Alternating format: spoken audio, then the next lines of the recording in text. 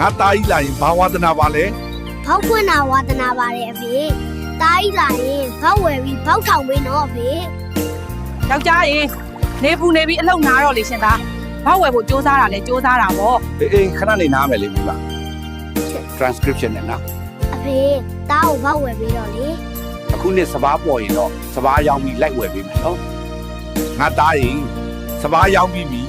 ဘောက်သွားဝယ်ကြမယ် ဟုတ်အဖေသွားဝယ်ကြမယ်နော်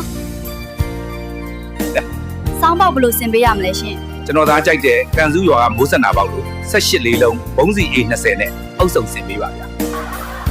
ငါသားအဖေဝယ်ပေးတဲ့ဘောက်ကြိုက်လား ကြိုက်တယ်အဖေတားလိုချင်တာစူးစမ်းပြီးဝယ်ပေးတဲ့အဖေကိုအရန်ချစ်တယ်နော်